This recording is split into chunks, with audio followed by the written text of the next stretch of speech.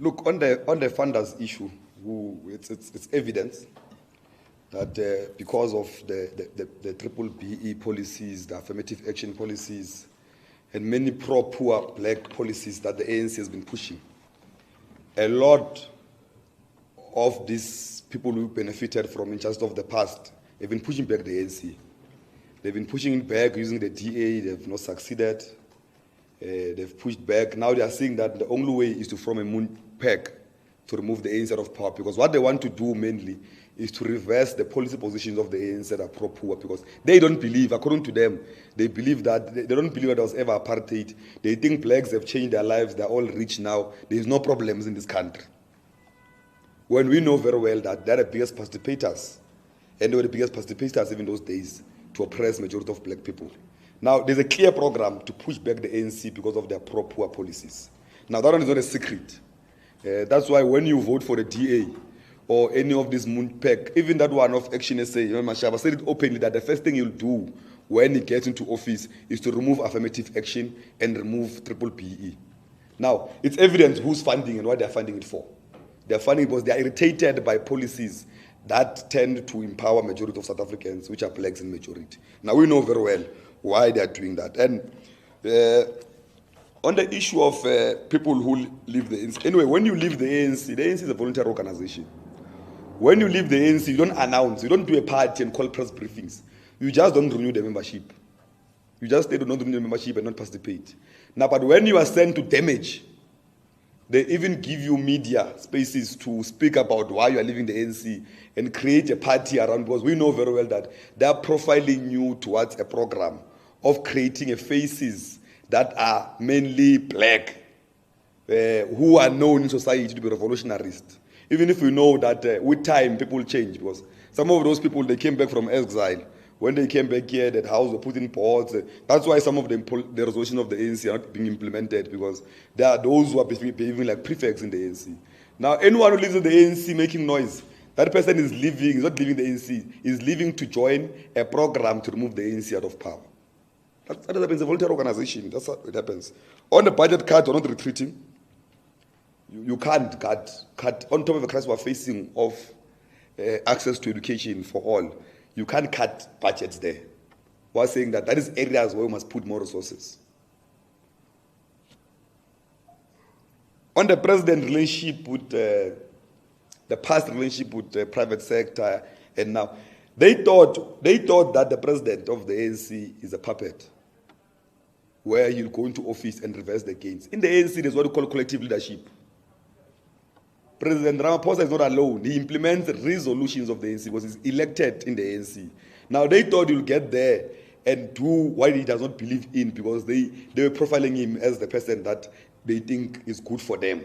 And when the president arrives there and starts implementing pro-poor policies, they start to fight with him, because he no longer represents what they thought he represents. That's why they're going around looking for their own prefects they've created in the private sector. And most of these people that they are using, just to remind you, some of them, when SABC boards, they were part of the collapse there. In many entities where they were part of the problem that caused South Africa to be where it is.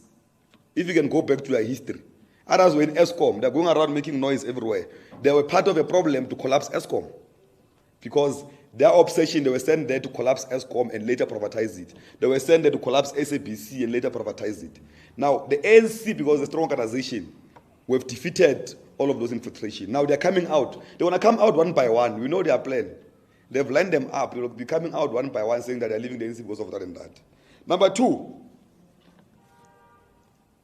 the SG of the ANC is a product of the Congress movement. Well-trained leader. He did not wake up yesterday. He's not a poet. Maybe they wanted the ANC to elect a poet who will speak. The SG of the ANC is trained to implement resolutions of the ANC. He's a former SG of the Youth League, former president of the Youth League. Now, when you are saying that he has not been really prepared, which school prepares? Because he has been all the schools that prepare leaders of the ANC. How do you say somebody? It's only him and Nelson Mandela who have been SG and president of the ANC Youth League. Now, how do you say somebody who have been in the NEC for all of these years and say he was not, the bar is lowered by electing him?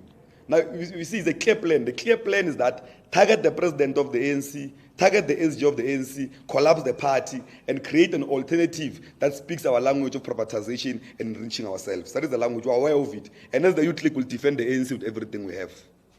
We are not here for individuals. We'll defend them. If they want to leave, it's a volunteer organization, they can do that. But if they have a plan to collapse the ANC, they try to collapse from within, they failed. If they try to collapse it externally, the Youth League is here to defend the ANC. We are not scared of anyone or anything. Whether you are, it's not our fault that we were not born during the 80s.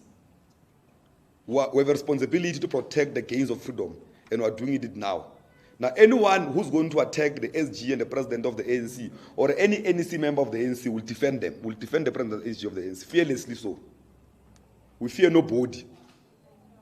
We are very clear, we fear nobody. We'll go, instead, it is wrong for the SG and the president. They must sit down, the Youth League will come out and defend them. Because they're not attacking them, they're attacking the ANC. Because when you attack the president SG of the ANC, it's an attack to the ANC. Now, we're saying that those who still call themselves veterans, if they leave the ANC, they lose those credentials.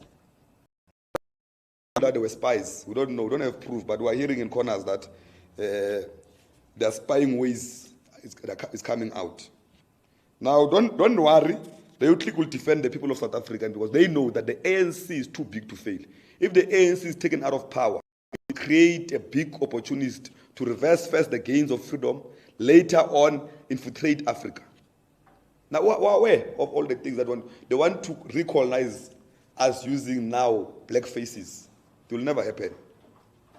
Not when the Youth League is still alive. Maybe before the Youth League if the Youth League was not here, they'll do it. But when we're still here leading, we're ready to take them pound to pound every day in defending the hegemony of the ANC society, because the ANC is the only organization that on day-to-day basis strive towards change the lives of our people.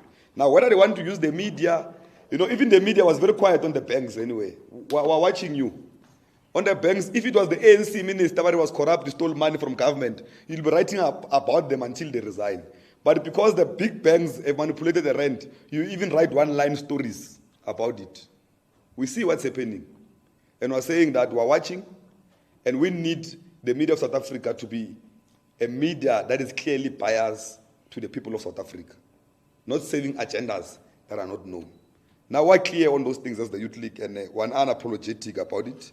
We've told you Treasury has become anti-revolutionary. We're clear on it. There's no way, whatever Treasury is saying is because, how do they say there's no evidence of the manipulation of the rent when those who manipulated confirm that they manipulated and apologize, are ready to pay fines? Now, how do you say, when people have done the manipulation, are telling you that we've manipulated, when you come back tomorrow and say there's no manipulation, when those who have done it, I think they've done it. Now it's clear that they are captured elsewhere. That's why we're calling upon the president to act on them.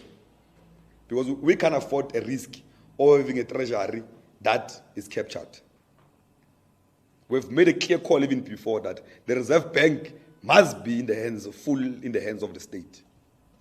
Because all of these things are happening because the Reserve Bank is controlled by some partners, private partners. Okay? None of these banks have lost their licenses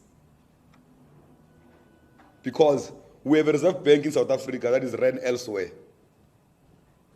Now, we're saying that the Reserve Bank must be nationalized on urgent basis, because this is a clear example that this is what happens when your Reserve Bank is in the hands of private hands. Instead, we joke, how to have a Reserve Bank, when we have a developmental agenda, we have a Reserve Bank in private hands. Now, those are things that we've called upon, the resolutions are there. We're saying they must urgently be implemented.